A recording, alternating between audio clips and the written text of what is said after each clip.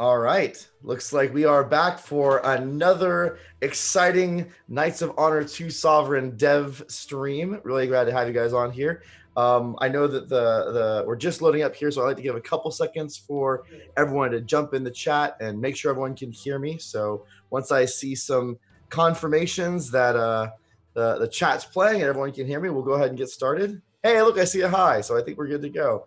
Everyone, welcome to the next dev stream. This is dev stream number 3. We're really excited to have you all here. It's going to be a lot of fun today. We have a lot of cool stuff to talk about. We're talking all about the royal court today. I am excited to have my guest Veso with me today. Hey, Veso, how you doing? I'm fine, thank you. Nice to be here again. Yeah, it's great to have you on. And this is going to be a full Brad and Veso show today. It's only me and you today, so I hope you guys are going to get settled in for some fun conversation with Veso and I. Yeah. So you were telling me a little bit earlier. I know that you're out in Bulgaria. It's snowing right now out where you are. You have a little bit of snow on the ground. Yeah, finally we have something that looks like a winter, a real one, with plenty of snow, and it's cold. Last week it was 15 degrees Celsius, so it was quite unusual for February, but now it looks proper. Yeah. I never get to. I live in a very warm place, so I never get to experience the snow and the cold unless I travel. So yeah, we don't. Yeah, someone in the chat as well. Username Pawn is saying they don't get snow either. So it's just the way it goes sometimes. I actually don't think it's a bad thing to live in a place without snow personally. I mean, I like going to visit snow. I think visiting snow is great, but I've always heard the horror stories of having to shovel your car out of the snow whenever it's too deep and you have to go to work or whatever. And to me, I don't I'm not about wanting to shovel my car out. Do you have to do that when you go to work in the morning sometimes? Yeah, and the kids go to school, so sometimes it happens 6:30, 7 a.m. So it's kind of fun. Yeah, I can imagine. Well, we're really excited about having Veso on. We're going to be talking about the royal court, but I had a special promise that I committed to the chat. I'm going to see whoever can remember what I promised everyone for the very first part of this dev stream. If anyone can recall maybe something I missed the last time and something I'm supposed to show this time. Does anyone remember what this is? Yes, there we go. Jorka remembers the flying fish. I'm going to be really curious if we think this is a little more anticlimactic than it actually is. It's a very small bug and it's a very short video, but we're gonna make it happen anyways. So if my handy dandy companion behind the scenes can go ahead and cue it up, we are finally going to show, and a little bit of context from everyone. Back about the first dev diary and then first dev stream, I should say. Veso was commenting about this bug that had come up where we have these fish that jump over the water, like a little just kind of environmental set pieces, right? Veso, is that how you describe them? Yeah, well, it's one of those things that in-house it became almost legendary. I remember Alex coming to just going around the office and asking everybody, guys, do you know something about the fish that flies very high? And what's the idea about this fish and all that stuff? Nobody believed him until he saw it. But it happens once in a blue moon, exactly. Oh, man. So I think it's fixed now, but yeah. Wow, it's one of those bugs we never fix. Every once in a blue moon, just a fish flies into the top of the screen. But you can imagine at 10 o'clock or at least some late hour after a busy day, you're already tired, and then you see this thing, and then you think you are getting crazy, maybe. Oh, man. Well, without going too wild here, with the preamble, let's go ahead and bring on the video of the flying fish. So it's a short little clip, but you can at least see this idea of this bug. It'd be fun to show. So go ahead, Alex, go ahead and put it on there. And there you go. It's a flying fish. Hooray! We've now seen the fish. Like I said, it's really short.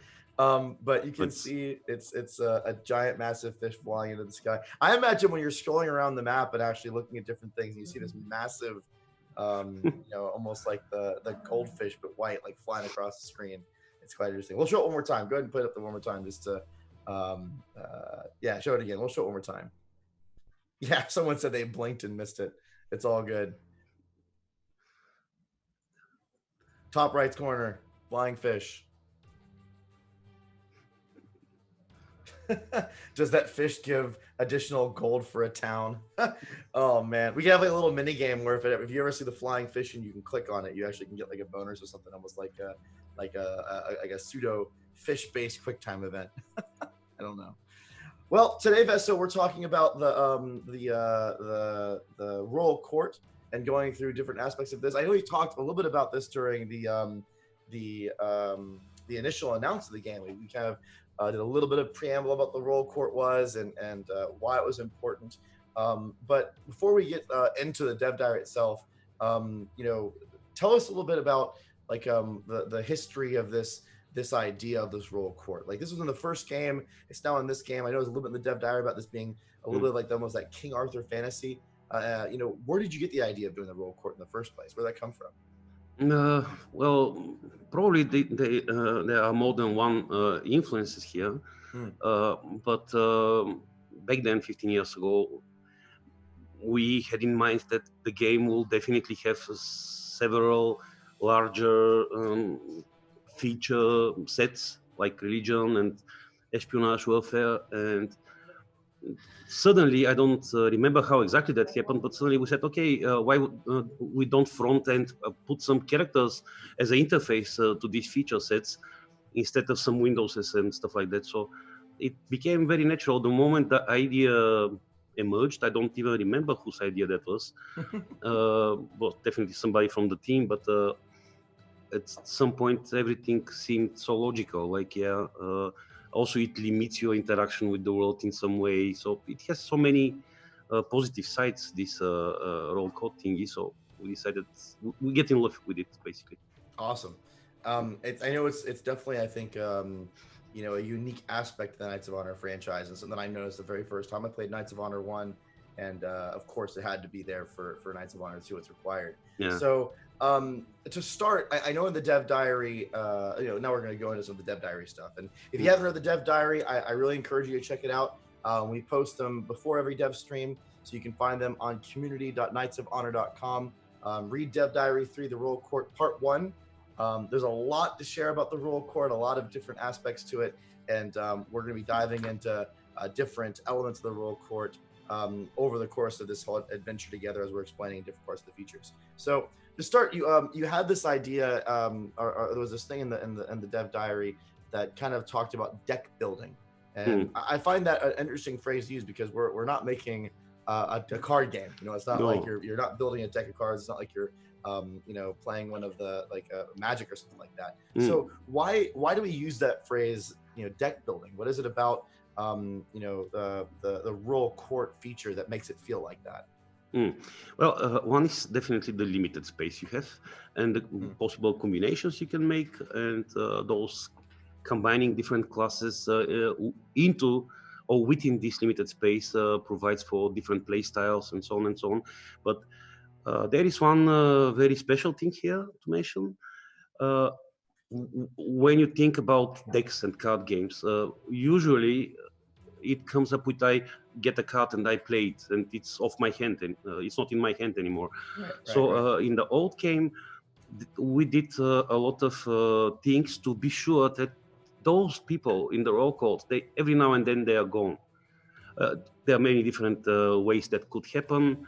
For example, your marshal can become a king or can be killed or captured or whatnot, and your cleric can become a pope.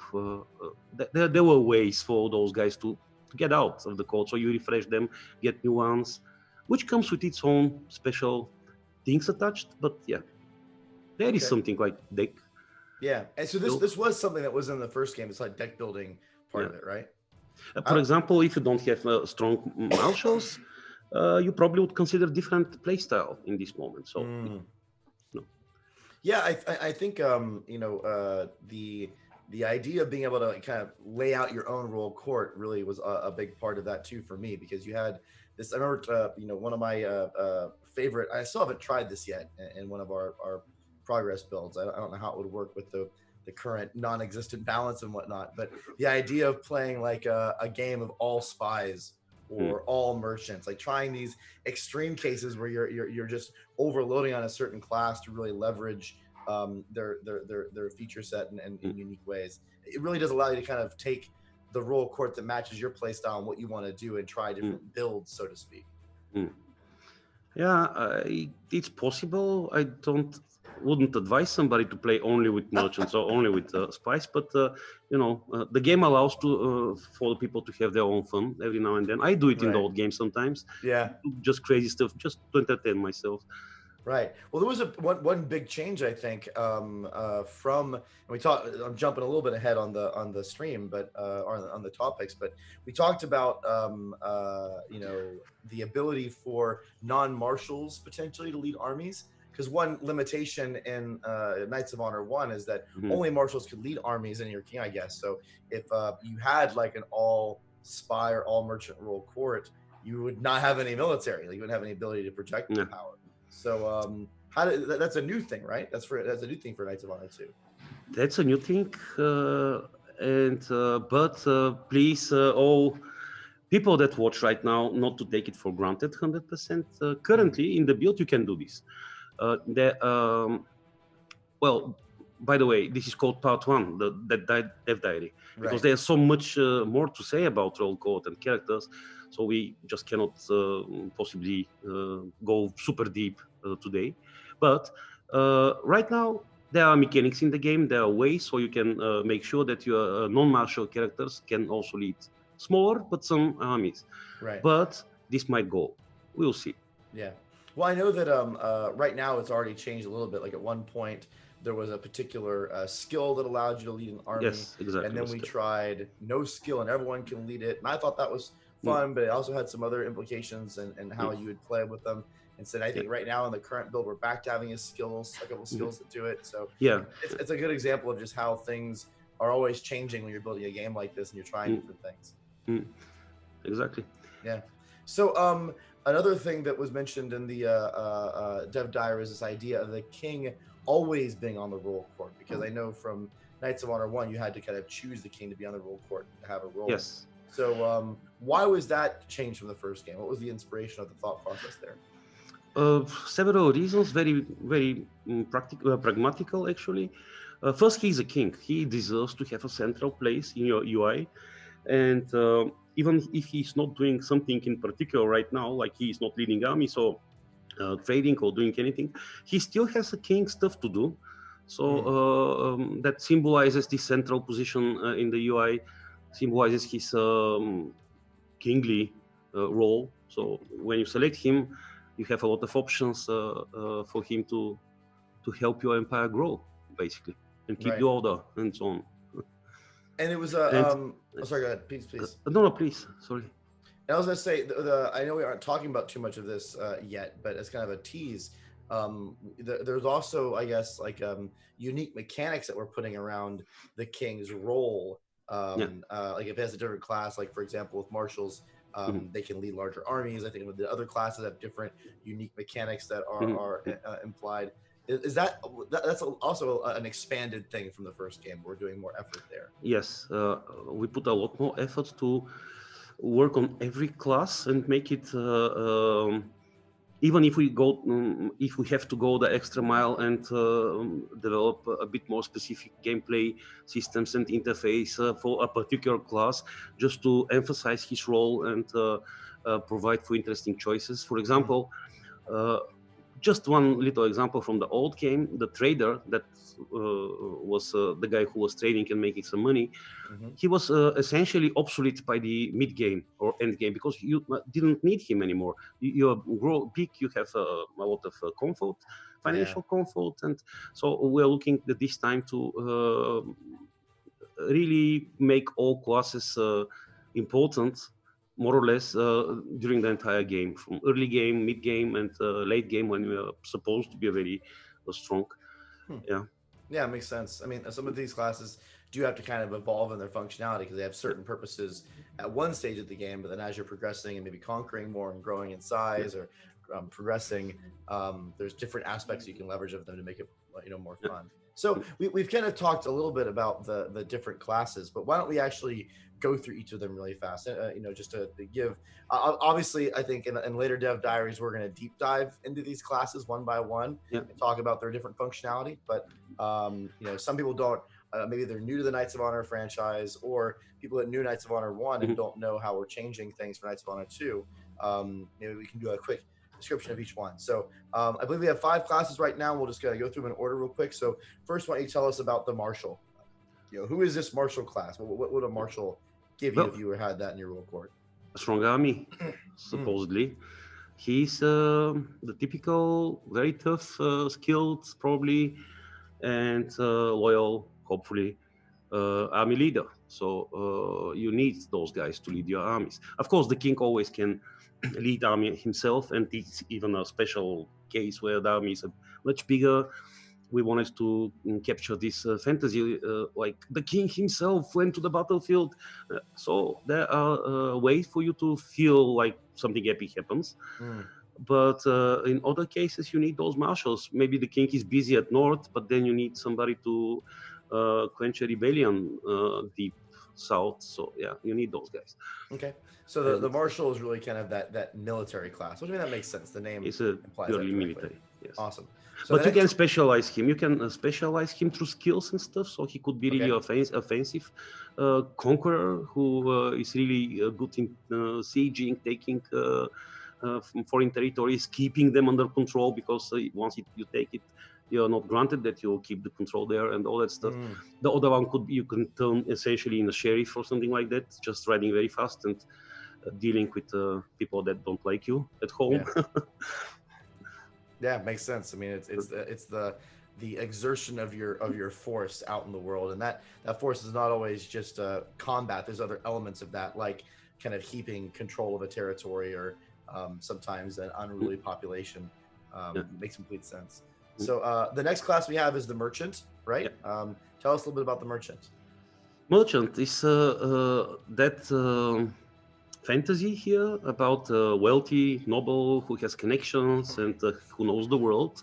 Probably even could turn into an explorer and discover some interesting places like China or exotic markets and stuff like that.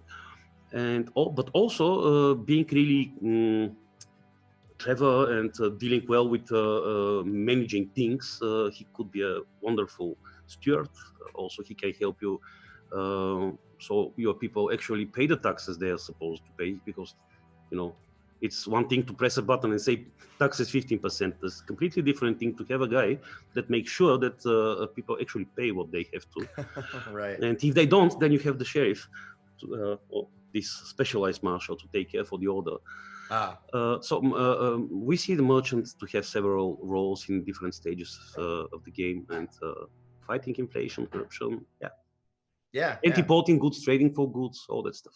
Yeah, and there's other. I know there's we're not talking about them today, but there's also when we actually dive into the merchant, it'll be fun because you'll get to hear about some of the different economic systems. There's a lot of new economic features and elements. A lot of them are still very volatile and changing right now in development, but some really cool ideas. I'm going to say one a quick phrase and not explain any of it, but the one tease with the idea of trade centers and what trade centers can mean in the world, and how merchants can interact with trade centers, and how you can interact with trade centers, or maybe even create your own. There's some really cool new ideas that are going to be coming up, and I think when we talk about the merchant, how they interact with the people, are going to be really excited about that. So the next one is the Diplomat. So tell us about the Diplomat. Who is the Diplomat? Diplomats. It's for our period, time period where the game starts. Those 3 periods actually, entry points. It's a little long stretch with the Diplomat, because the diplomacy as we know it today, it actually started to emerge in much later in North Italy, or around this area, maybe 15th century or late 15th century. But the idea about having a diplomat was so capturing. So we said, okay, let's make it. Let's do this and just make it for fun. This is your biggest defense where you're not at war. You want to have a lot of friends and strong alliances, and you really want to take care that your big neighbor is not going to jump over you. So probably you need that guy to to help maintain and guard you and politically try to save you from being invaded and literally steamrolled by somebody very powerful.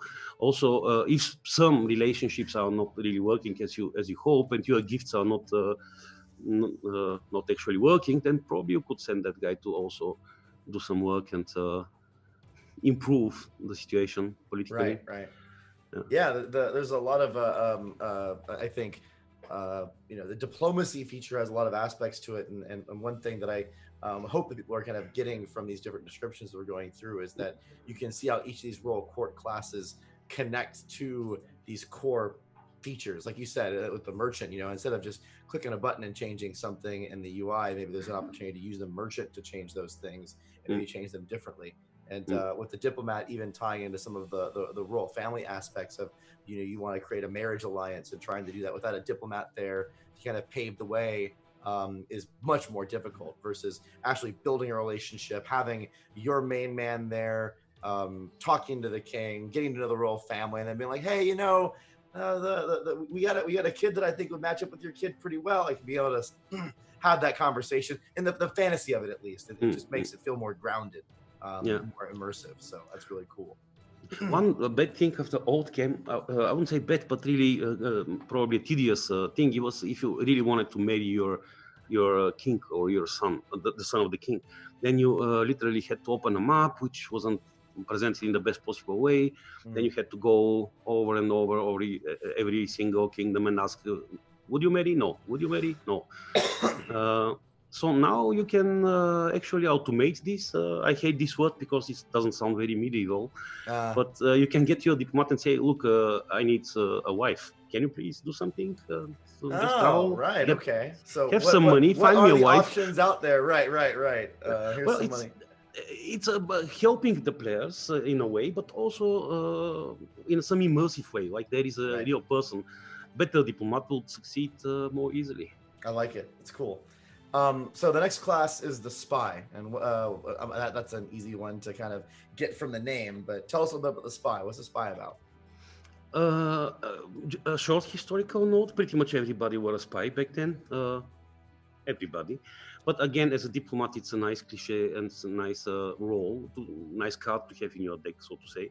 So there are changes compared to the previous game, where the previous game was the entire espionage was not really meant to be a multiplayer feature. It was working to a certain extent versus the AI. There were a lot of fun moments with espionage.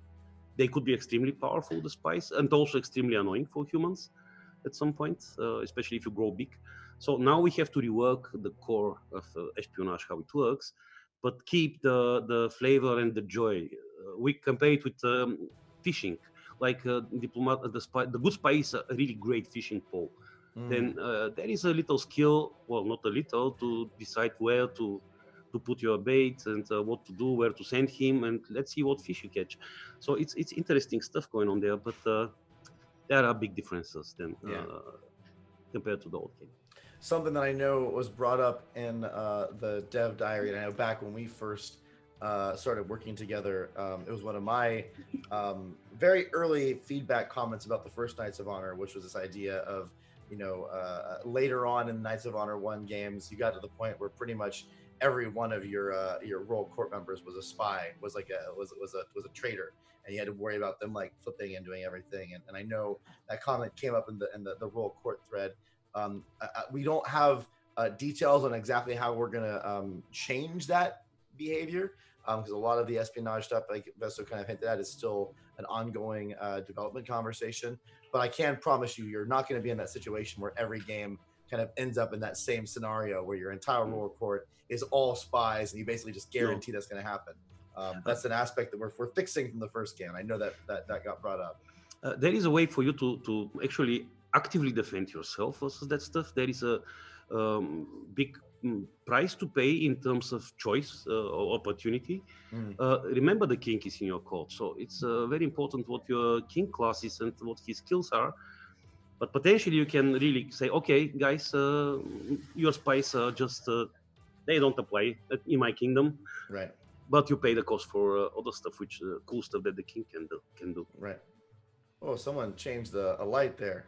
Is it worse? Yeah, yeah. We should have them turn that back off. That was weird. Maybe.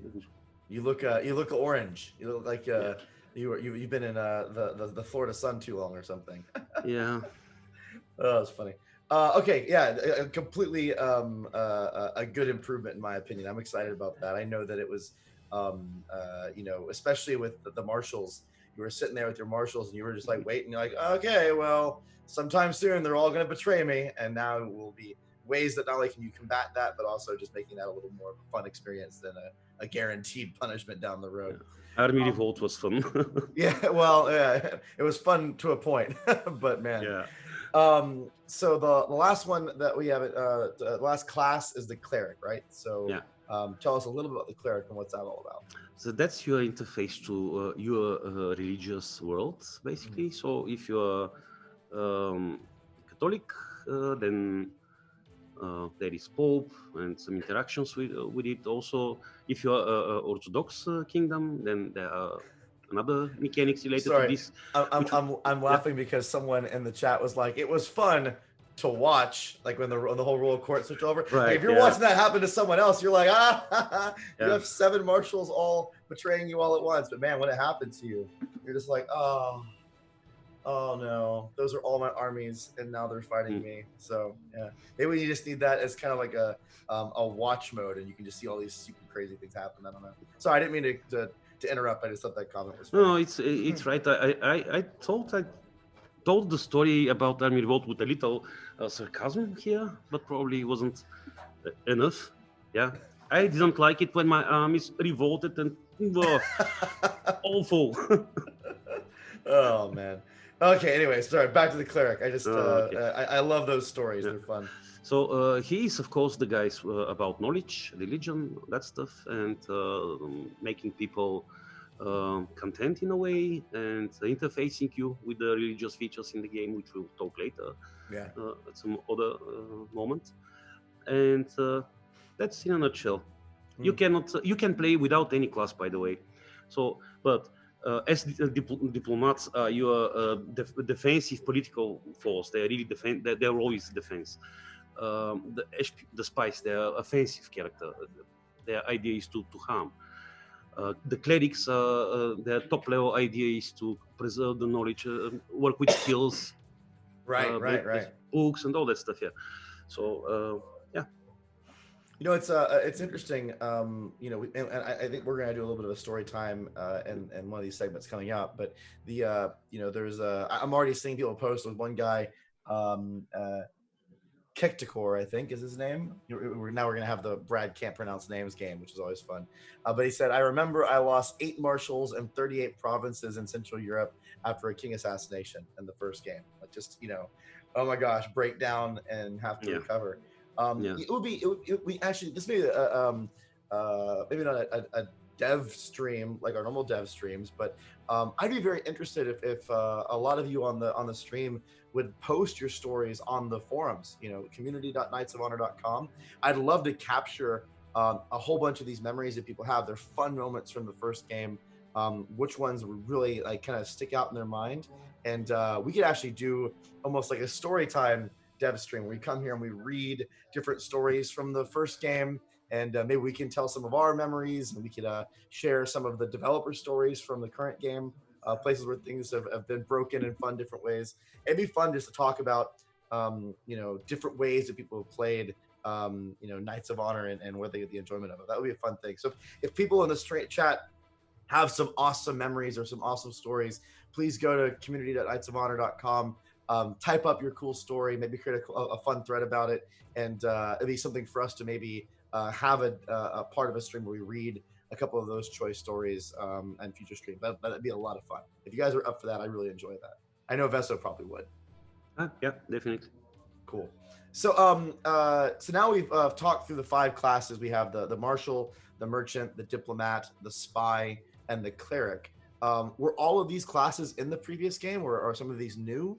No, diplomats are new, and there are some which were in the other game, in the old game, which are gone for good. We had 2 classes called Farmer and Builder, which didn't work at all. They had so limited usage and only early game, and they were not fun. They were Mm. just they were not fun to the point where you ask yourself why they existed at all. Yeah. But yeah, that's what life is. So they are gone now, and their little roles they had, very tiny roles, they're scattered around, represented through skills and stuff like that for other classes. And now everybody can govern a province and stuff like that. But I just very quickly I want to add something else. There are more characters that can actually be in your court this time, including rebels, for example. You can there is a way so you end up with some rebels in your court, or Okay. everybody knows about the Pope and patriarchs, and even the ecumenical patriarch also can end up in your court and all that stuff. So, Okay. and So crusaders and whatnot. right. So the two classes you mentioned that are not there from Knights of Honor 1, that's the builder and the farmer, is that right? Yes. Okay. But we're you know we removed them because they didn't have enough functionality to keep them going, but we also added a lot more depth into the new classes that we have. So there's gonna be more functionality than you had before for each of the other ones. Yeah. And also, farmer in my roll call doesn't sound very medieval, not really epic. Yeah, right. Sorry, колко можеш да отвориш малко шторите? So with the you mentioned something while you were talking about the previous classes and whatnot. You mentioned about the whole governing idea, and so being able to govern provinces is not new, but it's very different now. And that all of your world court mercs can govern province, and Yes. it's a very different functionality set now. So is governing important? Is it an important aspect of the game where you want to have these different governors for the provinces? Yes, it's quite important. You're supposed to choose territory for pretty much everybody in your court and give them some lands to rule in behalf of the king himself. So that those lands we call that royal lands actually. While all the rest of your empire is not exactly yours. Well, it's yours, but somewhat limited in a certain way. Won't get into very deep details here. And also, depending who do you choose to be the governor, you have different aspects of your game changed also, or different sets like cultural or religious or military and stuff like that. Unlike the old game governing was there was governing, but it was kind of stunning your character in a town, like locking him in a town. So you get your cleric, you put him in a town, and then he cannot do anything else. Or spy, for example. I don't think the spies could govern back then, but anyway, now everybody could have a kind of rulership over a certain province, which does not lock them to that province. They could do their job, they could travel and make stuff. Okay. In the meantime, so there's a lot that being the governorship of the game gives you a lot of different things when it comes to like changing the benefits of a province, maybe, or amplifying them. Yes. And maybe even changing those amplifications based on what class you are, maybe even what skills you have. Like your skills may impact that as well. Yes, they do. And not even the province, the entire region. Which we'll talk about later. The entire region. See, you gotta be careful. Veso may leak some fun functionality into this stream if we're not careful. That's fine though. I love it. I like people theory crafting on some of the different words that we use. If they're clever, they may start picking up on maybe some new features and functionality that we're gonna be adding to the Knights of Honor 2 game. So really cool. So it seems like the Royal Court really has a lot to do with adding variety into the game and like playing as you want and having these different dynamics and aspects to it. From governing a certain town and what that means to the actions they can take and how it ties to different features. So I have to imagine, we were even sharing them already, there's probably a lot of really cool stories that come up even during development about how these different features and functionalities evolve. So do you have maybe a couple of cool stories? And obviously they're going to be stories usually of brokenness because we're in development and things are all sorts of wacky. But do you have some cool stories that you can share about how you've seen the Royal Court do some fun stuff in Knights of Honor 2 so far? Well, I do. But I think your last recent story was Oh, I laughed so much. you can't pass the buck to me right away. You gotta start. Are you want me to start? I'll start. I'll buy you some time for your story. Okay. So this actually just happened. God, it was in the most recent milestone build, and we had just changed quite a bit of the spy aspects. There were different things we were doing with the spy stuff, and I was using my king. My king had gotten my first king, and he had gotten to be a marshal. That was his class when he started. So he was running around and at war with. So I was playing. I think I was playing Spain, and I was fighting. Who's north of me in that map? I can't remember who I was fighting north of me. Who? France or Navarra? It wasn't France. Oh, it was Navarra. It wasn't France yet. I ended up fighting France. No, it was France. It actually was France. I conquered Navarra, then I was going after France. That's right. It was Navarra, but seems like France. Yeah. So I was fighting the French, and my king, because of just I underestimated the because again, fun balance. I underestimated the power differential between the kind of tier 2, tier 3 units like the heavy cavalry and whatnot, and just the guy's army of he had 2 armies of just like the peasant soldiers or whatever. And so I lost this fight, which I was not expecting, and my king gets captured. So he gets captured and thrown in jail, and I'm like, well, that's not good. I was leveraging him to be my big army guy, and now my king's in jail, and they wanted I had the money, but it was more the principle of the thing. I didn't want to give them the money to rescue my king. So I'm like, you know what? Spy time. I want to play the spy game. So I hired a spy, started leveling him up, and then I sent him over with the idea of trying to jailbreak my king. There's an action the spy has right now, the game, where you can, if you have a certain level of skills or a certain strength of a spy, you can attempt to help break someone out of the jail. And so I'd gotten him over there, and I had attempted my first jailbreak. It failed horribly. My spy was caught, but he was able to escape, so he ran away. And I'm like, oh, okay, that sucked, so I need to try this again. So I sent my spy back to France to try to rescue my king a second time, and the moment the spy deployed, like there was a bar that fills up, the moment he deployed, I get this pop-up saying, as soon as your spy sets foot in the enemy territory, they recognize him and capture him right away, which I didn't even know that was a thing. Like, I didn't realize that if your spy almost got caught but escaped, if you come back, it makes sense. They recognize him. So they recognized the dude and threw him in jail. And so now my king and my spy are in jail. And I'm like, well, this sucks.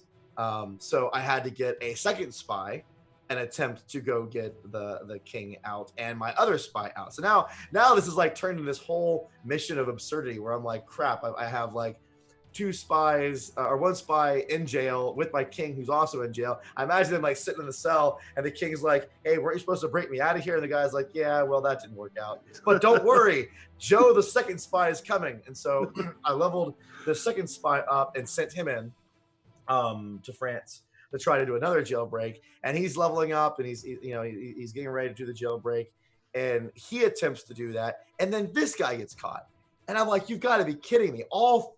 Both of the spies that I've tried to do, and obviously as a debug, I can see the % chance to try it, but I was like, oh, whatever, I'm gonna try it anyways. So now I have my king and the 2 spies sitting there in the jail cell all together, and I'm like, you gotta be kidding me.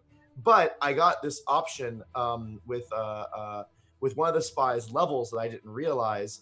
Sorry, I should take a step back. The first spy that was attempting the jailbreak for the king got an action, I think, because of a level up to attempt escaping just by himself, and he succeeded. So one of my 2 spies ended up getting out after the second one got caught.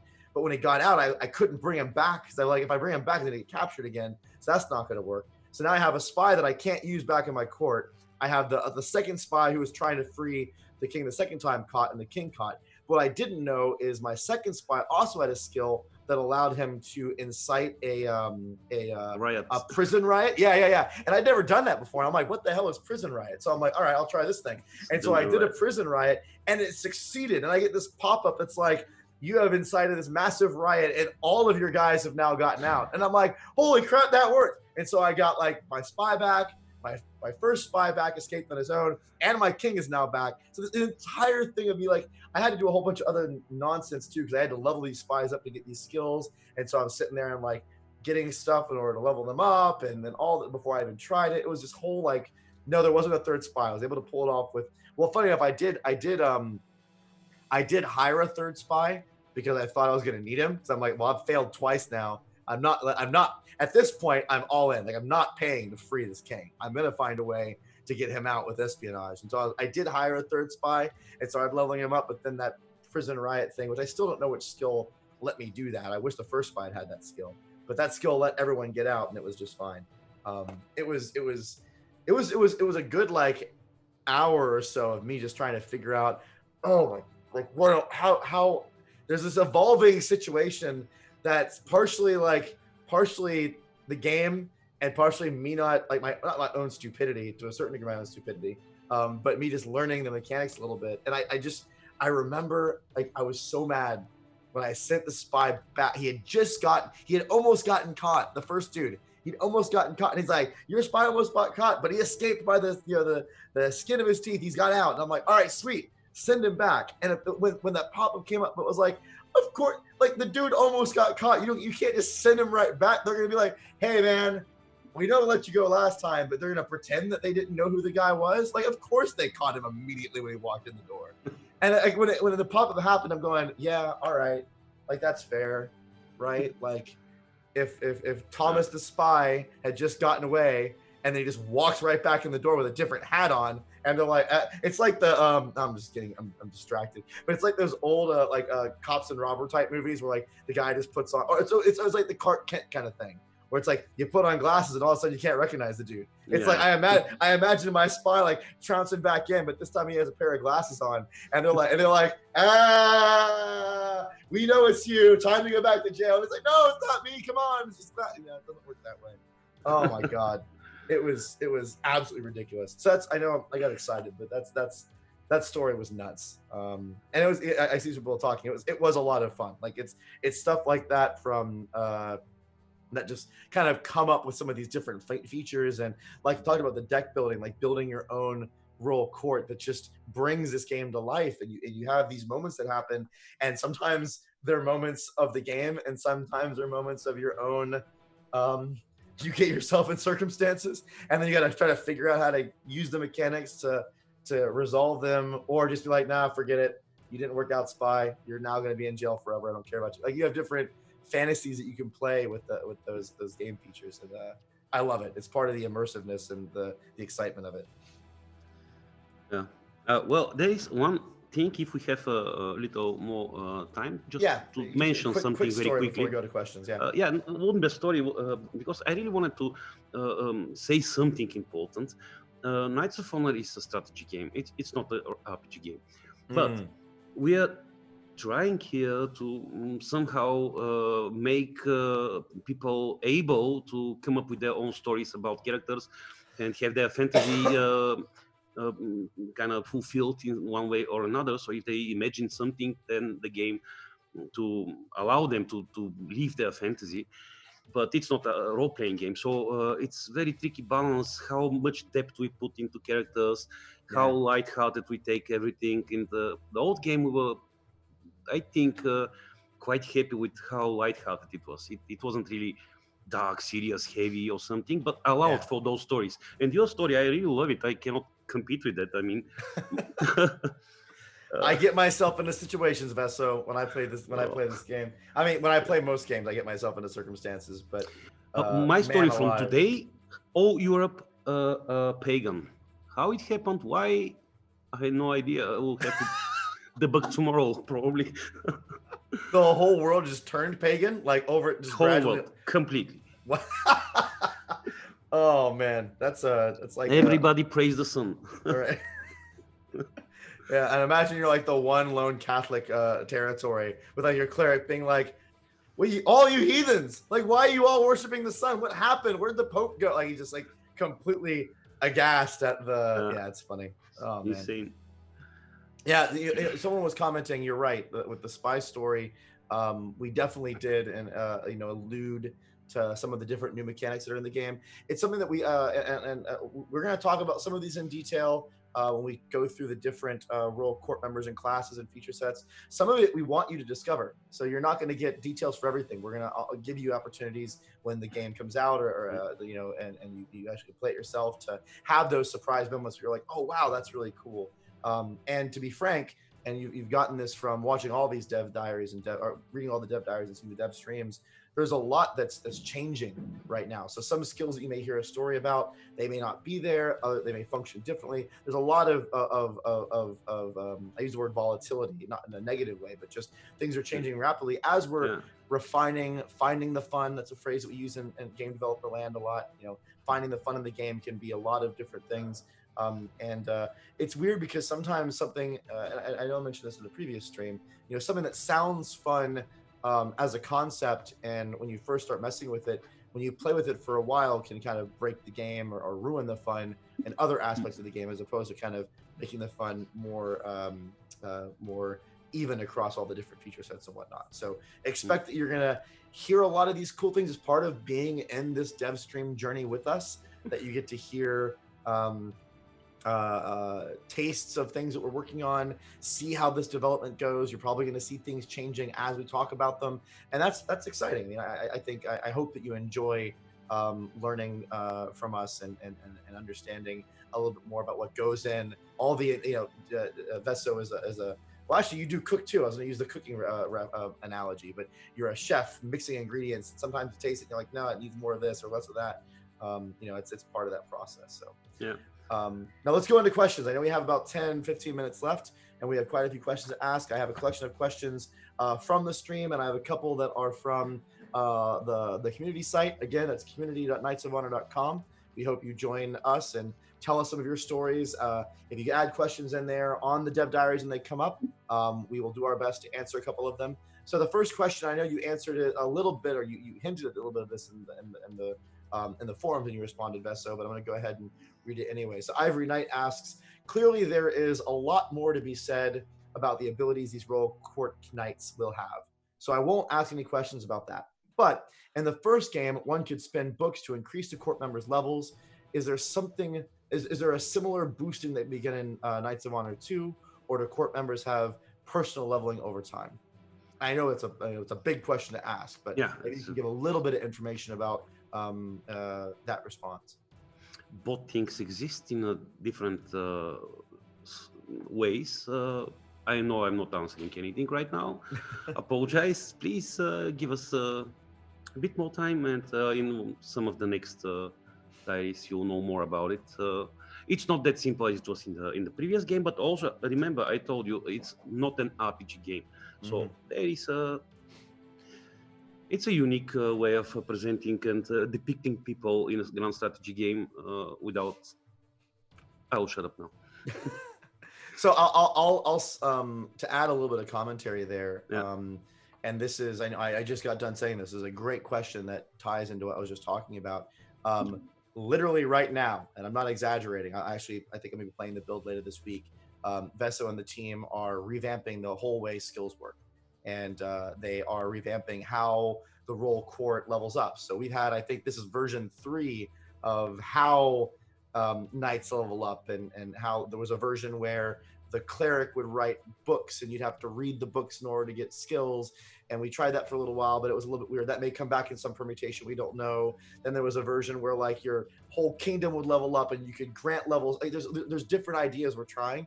And I'm just teasing out little shards of what those ideas are to help you guys get the sense that we're still experimenting with some of these features to figure out what's the best way to do it. I think Ivory Knight, the most accurate way to answer your question right now is kind of what Vesso said, which is that we're looking at this to try to add more depth into it than the first game, so it's more exciting, it's more active. You have both a role in the decisions that you make as well as the actions that you take, and how that enhances the abilities and functionalities of your roll court. But it's something that still we can't talk about quite yet because we're still working on it.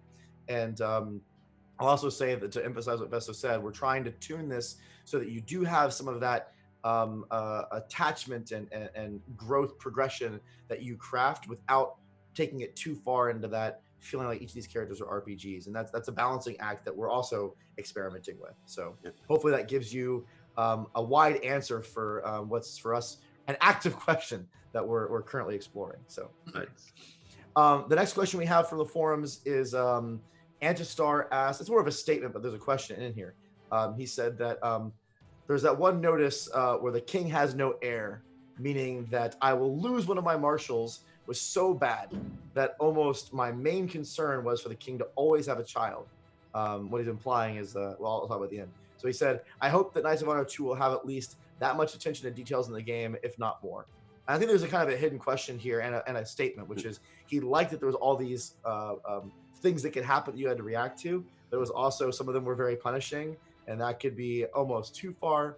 So, you know, specifically about the, and I know we talked about this in the announce, like that king dying and having not an heir and all this wacky stuff happening, and like that's something we're actually actively looking to improve from the first game, correct? Yeah, of course. We are going to keep the possibility for problems to happen. Otherwise, it's not very interesting. But at least you will have a little more choice. You have a little more choice and what you're doing, and you have a little more control over through skills and stuff, how your raw family develops. So it's not that dramatic, but it can be. There are moments where it could be, and I think it's very logical. The other thing is, which is a very, very different story, is what happens during rebellions. Is it so instant? One of the things in the old game was that outcome of this major problem, huge kingdom without a heir, it definitely happened instantly. The outcome was pretty instant. Now it's not that instant. It's still very large, impactful, but not in a blink of an eye. Right, and I think that was you know, something that we talked about again very early on, which is, you know, still keeping those situations, those emergent moments in the game that in a way are you know can be very, very fun without making them instantly punishing, and in a weird way removing choice. And I think that was the, you know, one of the challenges with some of those circumstances where you'd be in a situation where it's like, man, I don't have any option here. The game is trapping me in a situation where I have to deal with this catastrophic moment, and I feel like I'm almost like handcuffed to what's going on, as opposed to, hey, there's this moment developing, and now I can do different things. It creates, like the spy story, a king dying without an heir creates a fun moment that you can try different things and try to resolve it, as opposed to, oh no, now I just lost my most powerful marshal with his entire army. I had no opportunity to even do anything about that, and now I have to always think about that potential risk, which changes things. So we've talked a lot about that, and I think Vesso answered it very well. You know, how do we help create those choices, and like you said, make those moments happen progressively so you can react and have fun throwing additional spies at the problem, you know, or whatever it may be, like trying to use your court to evolve it. So let's take a couple questions from the chat here. For my Alex behind the scenes, do you have any names for who asked these questions? If you can maybe pop a couple of those in there, that'd be awesome. So I want to be able to give credit to who the people are. So one question I'm going to just say randomly. Someone said, how exactly will the fish be implemented in the game? So we may have caused ourselves a circumstance where we showed this flying fish video, and there'll be a certain subset of the community that's going to remember and ask us where the fish is going to come from and how we're going to get this thing. So sorry, Vesso. It could live on beyond just this one little video. So while we're waiting for the names of the people, let's see if I can ask, and I apologize, we'll get those names here in a second. So we have the, will the look of the buildings change as you build improvements? I'm not sure who asked that one, but is that something where, you know, you'll see a visual representation of some of your province development actions in the world? Yes, of some. Yes, not of all of them, but of some. But there are many things you can build in a province. So some iconic things we try to represent. Well, now when I said iconic, this could mislead some people. Short answer is yes. There are certain things which you can see. For example, you can have a lot of grain fields, and if you build some windmills, then you'll see some windmills rotating and looking very cute on the map. Just an example. Very, very cute windmills. Always cute windmills. Cute windmills. It looks like that was a username Pond that asked that question, which is awesome. So we also have a question from Keat Decor, which is the town building system being reworked? Are we changing the way that functions? To big extent, yes. Yeah. There are some similarities, but the overall thingy is different. Yeah, I know that we're not talking quite how the province development is working yet, but the Invest is 100% right. It's going to be familiar, so you'll know what you're doing. It's not going to be where you're going to be confused and like, oh goodness, how does this work? But there's a lot of new aspects to it, which is awesome. Yeah. So we have another question. Gosh, I wish I had like the Microsoft Sam like pronunciation thing, so I wouldn't have to try to slaughter these names. But here we go. It's Kartachka, Kartachka, Kartacha, Kartacha. I hope I did that reasonably well. Will customizing maps / scenarios be something that the game will offer? I wouldn't answer this right now. First of all, it might mean different things. Modding or what? Or in-game rules, yes. How many? Much more than, well, I wouldn't say much, but more, definitely more than what we had before. Yeah.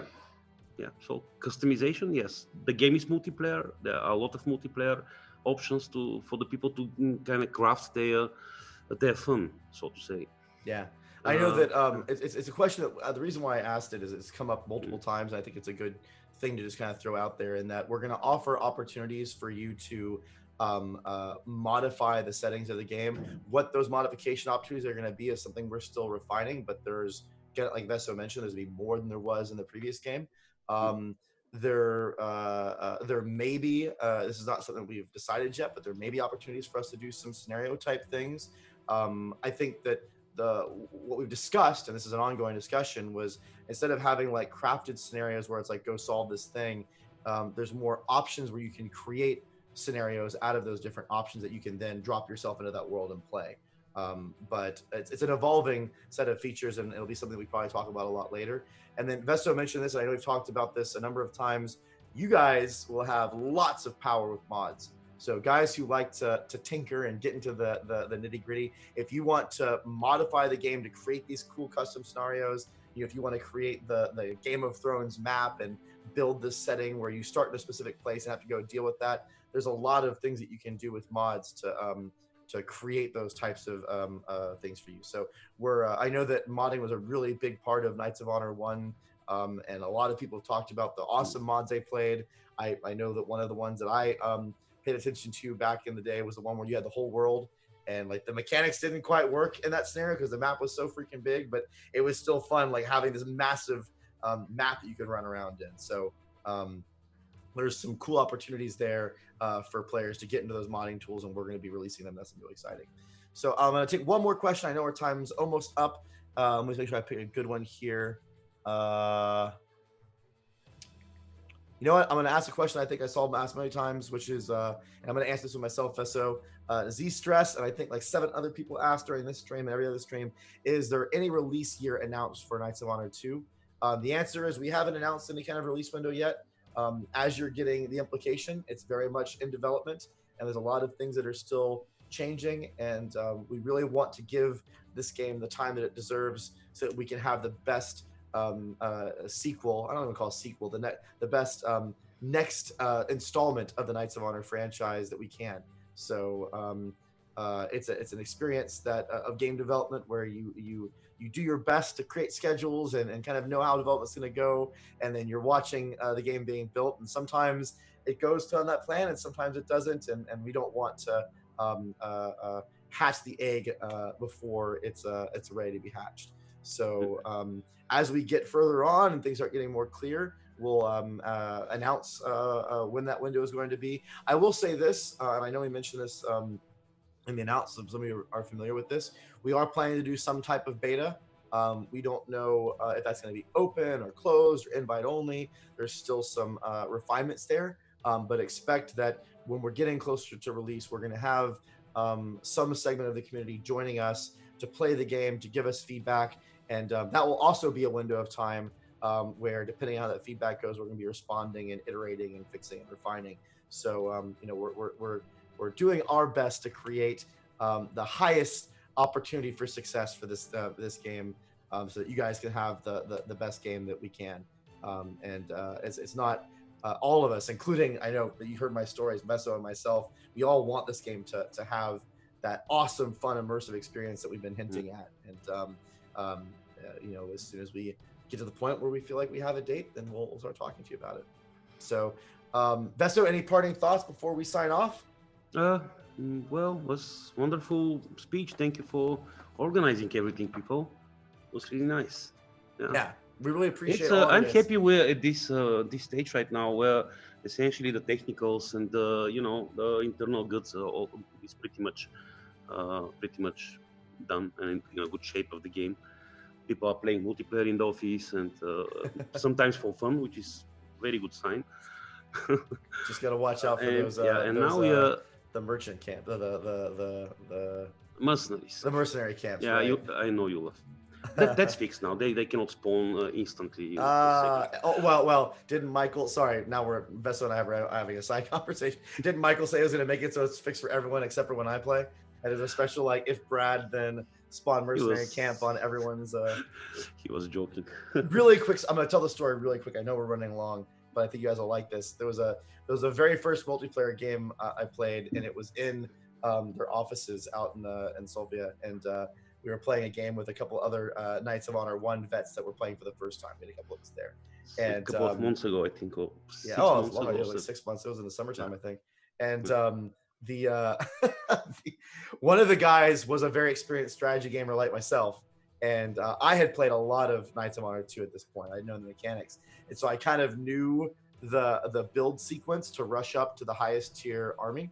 And so I figured they didn't know the game as well as I did. So when we first started, I rushed up the tech tree. I rushed up the progression tree to get the most powerful units and build a max army. And then I was going to walk in and start crushing them. And so I'm like sprinting up this tree. Everything is going to maximizing my economy so I can build these buildings. I had the timers down. And just as I'm building my first, I had finally got all the buildings done. I had an empty army basically with no units in it. I was building my very first tier 3 or whatever, like heavy archer and heavy cavalry, whatever unit. This dude walks up with an army that has like 5 tier 3 units in it, and I'm going, what? And he attacks one of my provinces, and I'm going, how? Like, there's no way, there's no way in the world that he has those units yet. It's impossible. Like, I literally have been going as fast as you could go up this tree. How in the world does he have like 5 or 6 of them? You can't ramp your economy that fast and build all these buildings. So he absolutely takes, like, it destroys me. Like, I get decimated. I lose 2 provinces, so my economy starts collapsing. So I can't even build a full stack army, and he's just rushing through, and I'm like, what the hell? Like, what the heck? And so I took my headphones off, and I'm like, dude, like, I'm not gonna say his name, but like, how in the world did you do this? And he's like, well, I mean, a mercenary camp just dropped right in front of my capital. And so I just rushed all of my money and went out and bought every unit the mercenary camp had. And then I'm going, you've got to be kidding me.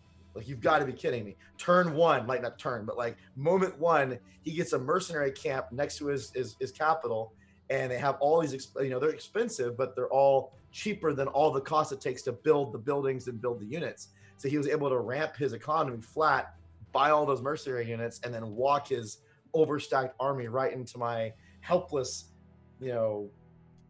provinces. And I lost and was very mad that I lost my first multiplayer. I wanted that multiplayer win. So Michael, the programmer, he gave me grief for a long time, many times, about how I was complaining about the mercenary camps. Like, we have to remove the mercenary camps from the game because Brad doesn't like them, because there's that one multiplayer game where mercenary camps made him lose. And I hear they've fixed that bug. They fixed the bug where they can spawn at the very beginning with high tier units. But Michael was also threatening to have a special detector where it would know if it was my login playing the game, and every time I played multiplayer, spawn mercenary camps for all of my my enemies. So yeah. But now we have because of that a cool multiplayer mode named after this scenario, Peasant Rush, kind of blobbing scenario. Oh, oops, almost. Yeah. Oh, man. Anyways, I threw one last story out there for the fans. So thank you everyone so much for joining the DevStream. We hope you had a great time on DevStream number 3, talking about the Royal Court. We'll have another DevStream, probably another 3-ish weeks. We'll go into part 2, hopefully, of the Royal Court, and we'll have another topic, narrowing down the funnel a little bit, talking a little bit more in detail. In the meantime, please join the website, community.knightsofhonor.com. We'd love to have you join the community. Talk to us, share some of your stories from Knights of Honor, maybe even some of the stories you'd like to see in the game, so we can get different ideas and inspirations on how we can grow all of this and make the best game possible. Also, we have a Discord channel you can join, a very active community there. We have Facebook, all that good stuff. This video is going to be available on Twitch pretty much right away, so if you want to watch the recording, you can, and then we're going to be uploading it to our YouTube channel as well. If you want to see the previous dev streams, if you missed one of them, you can find those on YouTube and Twitch.